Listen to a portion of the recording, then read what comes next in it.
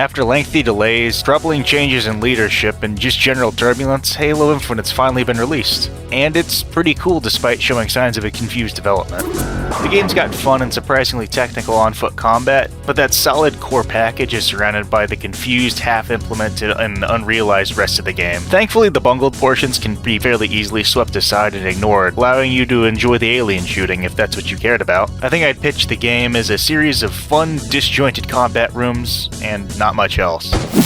Halo Infinite's like the Doom reboot games in a lot of ways. Starting with just surface-level coincidences, grappling hook, dash with 2 charges. Late-game antagonist that's a floating, glowing sea creature woman who brings with her many versions of herself like she's the Snow Miser. And also a joke about the protagonist being unable to solve a delicate technological problem because they're stupid, so they just comedically break things. It's locked down. Requires a hack. And you can do that? No. Carefully release the hinges.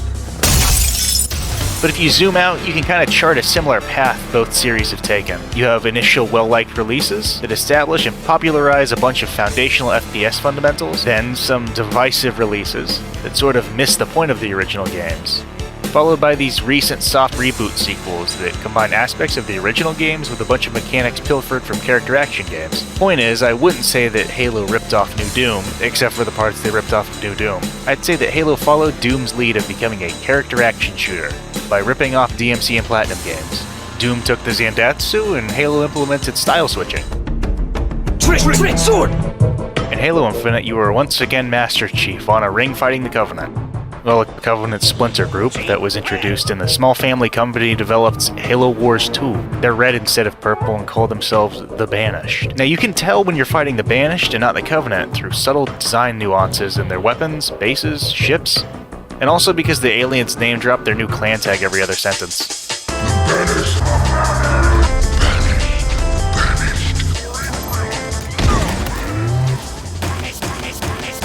In Infinite, pretty much all the aliens look like high-res remakes of their classic designs, which is pretty inoffensive, but there's not much to talk about. Only exception are brutes, who after being introduced to Sasquatches, turned into goateed dogmen, transitioned into plastic surgery disaster frog people, and are now just Lord of the Rings trolls. They're a little plain-looking. I couldn't see myself ever getting a figure of one of these guys, but their cartoonish width makes them pretty fun targets and ragdolls. 343 also introduces a brand new enemy variant called Skimmers, and despite being brand new aliens, they look just fine mixed in with the classic Lamaus, which I find to be pretty impressive after they made things that didn't fit in and didn't look good.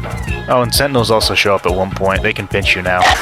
In Infinite, narratively, nothing happens. This entire game's story is thumb-twiddling.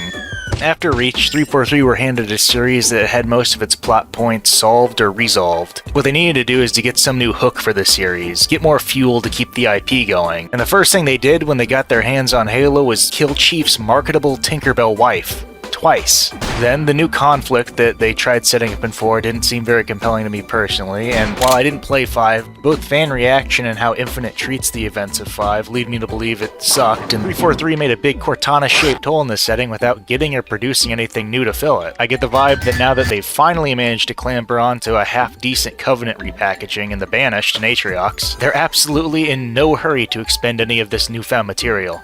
One of the very first things you're shown in Infinite is a cutscene of Atriox, singer and frontman of the Banished, beating up the Halo Man. But as soon as the game starts, you're told that that guy died off screen and now you get to play with Cranky Kong instead. It's pretty transparent. Atriox is well enough liked, so they're keeping him for later, and instead you're being antagonized by Liquid Atriox, an OC freshly made to stall the plot for an entire game. It's whatever, I don't mind esherum, he's fine. Infinite's campaign just sort of feels like a filler arc.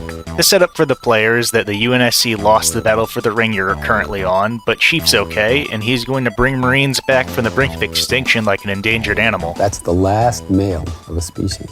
Here comes the male song. We should hang out, you're awesome! There's no response.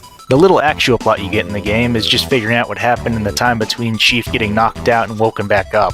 And mostly just teasing the reveal of a new coming threat called the Endless. Spoilers, you don't get to see them. There's 4 characters, not Cortana, the bad guy, the pilot, and Chief.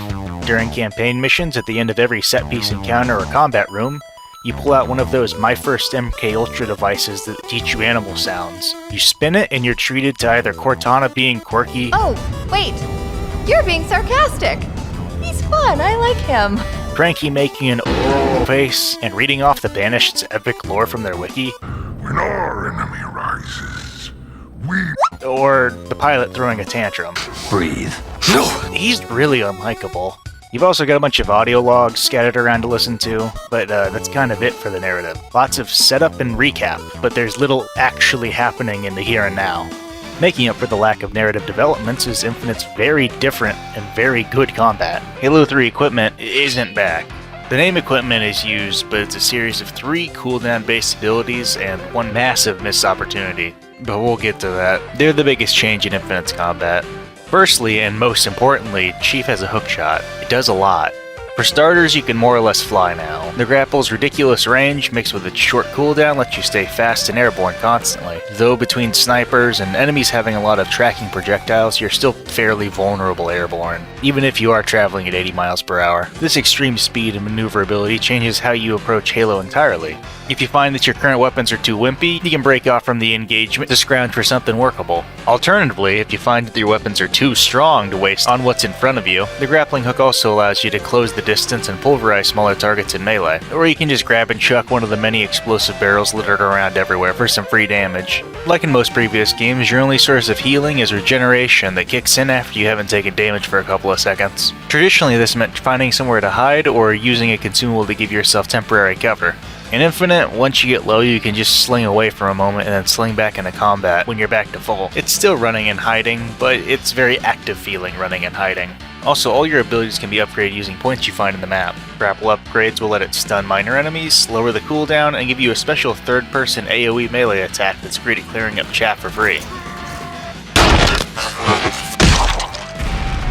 In your second slot, once you've gone through a couple of missions, you'll pick up the drop wall. It's on a fairly substantial cooldown, but when used, puts up a one-way wall of little shields. It's good at setting up some extra protection if you plan to hunker down to snipe or counter-snipe, and it's invaluable as a panic button when you're low on health. Upgrades reduce the wall's cooldown, make it stronger, longer, and make it buff projectiles that pass through it. Finally, and shortly after receiving the wall, you're given an evasive dash. It works extremely well with the grappling hook. The grappling hook's excellent at slinging you around long distances, but it's hard to get it to do exactly what you want. The dashes allow you to more surgically correct your positioning. It's also good at giving you big speed boosts if you dash at the end of a grapple. The dash's upgrades give it a second charge, shorter cooldown, more distance, and the final upgrade makes it cloaky for 4 seconds. Which seems thematically dubious, and if you just keep using the dash off cooldown, it's fairly easy to stay almost perpetually invisible. There's also the scanner. Its inclusion is incorrect. It fires a projectile that highlights nearby enemies. In most situations, this is totally redundant. Chief has a motion tracker and you have eyes. The only time this is really useful is when the game occasionally throws a cloaked enemy at you. It almost feels like a contextual QuickTime event. The power gap between the scanner and the other 3 abilities is disappointing enough on its own, but it gets much worse when you consider what could and should have taken its place. The repulsor is a multiplayer-only equipment that lets you reflect projectiles and grenades, rocket jump, and shove enemies. Not having this in the campaign is criminal. Working little rocket jumps into your already wacky movement loop would have been great. You've almost always got situations to use the repulsor, because nearly every enemy throws grenades. And I am stretching a little here, but I feel like you could have introduced an alternative active healing method to go along with the new aggro tools the game gives you. By giving the repulsor an upgrade that restores shields on successful reflections. Why would reflecting things heal you? I don't know. Why does the dash cloak you? Also, it's pretty typical to attach rewards to stuff like parries that tend to be kind of difficult to pull off. On paper, the reward can be whatever you want. Infinite does a very good job of making every weapon feel like they have a niche where they perform well. Except the heat wave. Between the various enemies' weaknesses and the new tools Infinite gives to the player, there's all kinds of different situations for weapons to shine or suck in. If a gun feels bad, you're probably using it wrong. Except the heat wave. But everything else has a niche or two where they feel great. Precision weapons can mow down chaff with one-shot headshots, but get blocked by shields and slightly inconvenienced by brute helmets. Except chieftains, their helmets are multi-stage boss fights that need a sniper to crack quickly. I live. Mountain Dew game. Plasma weapons tear off headshot blocking shields, including jackals. Charged plasma pistol shots can even knock jackals down in one shot through their shield a lot of the time. Weapons with wide spreads or exploding or tracking projectiles also allow you to deal damage even at top speed since you don't have to focus so much on aiming. And guns with high stopping powers will stagger Lamaux, opening them up to getting stuck. Some weapons are very specialized, like the Disruptor and the Needler, which struggle when taking down shields but are extremely effective against shieldless enemies, with the Needler obliterating big single targets and the Disruptor stunning and damaging whole groups of chaff at once. On the opposite end of the spectrum from the specialized weapons are power weapons. They specialize in winning. They're more common than they've ever been in the series, but are still relatively somewhat scarce. Generally speaking, with a power weapon, hit things and they fall over. Launchers deal large amounts of AoE damage, snipers focus on single target removal, and melee devastates everything, but you have to get into a fairly vulnerable position to get the most out of them. While most of Infinite's enemies play well with the arsenal, the campaign has a number of health bar and boss encounters that do not. They have a ton of HP and are one-shot headshot immune, making all their encounters feel very samey. You sort of always just have to tear down their big shield with a plasma weapon, and then grind their health down with a power weapon or a Needler. Another annoyance with the bosses that also adds to the sameness is that all the banished ones are brutes and elites. There's no jackal or grunt boss fights in the campaign. Even though the bosses feel pretty mediocre, they serve to vary up the campaign encounters a little. Without them, the game would be even more monotone. 90% of it is already spent shooting the same handful of on-foot enemies in the same 3 locations, mostly in Forerunner corridors. Infinite's world definitely gives off a sort of static feeling. I blame that mostly on the structure of the game, which seems mishmashed and half-baked. The single player of Infinite is split between the linear, traditionally structured campaign missions and the open world. Both parts feel lacking in certain ways. The campaign mostly takes place in samey-looking Forerunner interiors that feel like abstract combat rooms.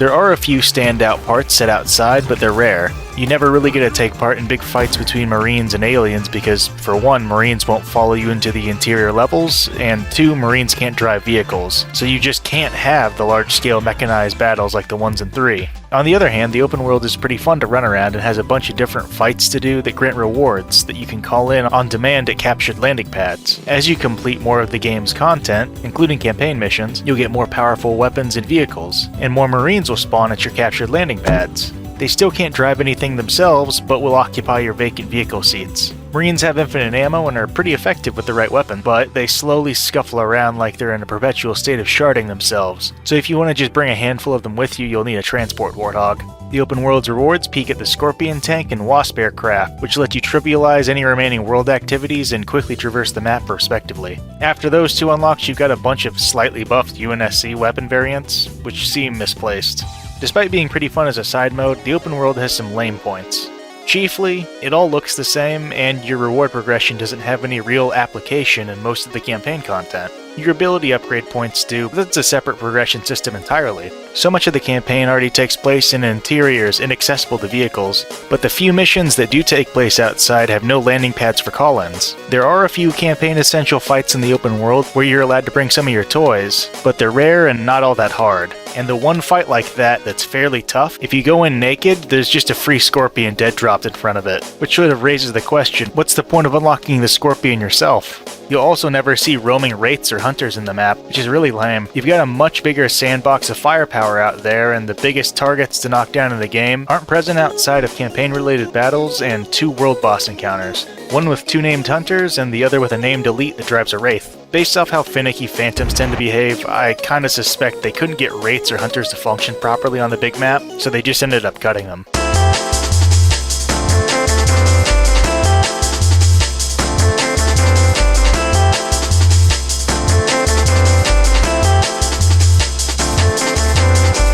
Game is pretty good, all things considered. Probably not worth $60. I don't think you're even given a season pass for the free-to-play multiplayer I didn't talk about, included in the $60 price tag. If you're someone who likes replaying Doom over and over, you can probably get a lot of value out of it, but if you're just planning on doing everything once, I'd definitely wait for a sale. Certain features like co-op and being able to replay missions without restarting the whole game are absent, but plan for patches right now. You'll only benefit from waiting a little bit.